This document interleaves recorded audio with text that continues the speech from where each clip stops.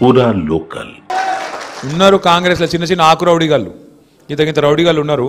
వాడు ఇట్లా అట్లా నేను ఒక మాట అడుగుతా, మీరు ఆలోచించుకోండి. వాడు గెలవకముందే గింత నిలుగుతాండు, పొరపాటున గెలిచి నాకు ఏమవుతుంది? ఇడ్లీ బండిలు, కూరగాయల మార్కెట్లు, ఇస్త్రీ షాపులు, సెలూన్లు వదులుతాడా దేనన్నా? అందరు ఆగం చేయడు. మరి గసంటోలో కోట్లు ఎత్తామా? ఆగం అవుతామా? కాకుర్రి నేను గదే చెప్తున్నాయి. 10 ఏళ్ళు సుకూన్గున్నాం, ఇప్పుడు ఆగం కావద్దు. రెండోది, మీరు కుకట్పల్లి ఎమ్మెల్యే సాబ్తో కూడా నేను మాట్లాడతా.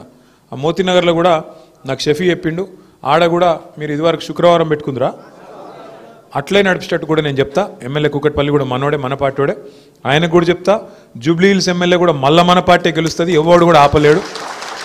మళ్ళీ చెప్తున్నా నేను, వాడు ఒక్కటే నమ్ముకున్నాడు. ఇప్పుడు బెదిరిస్తాడట, ఏమని?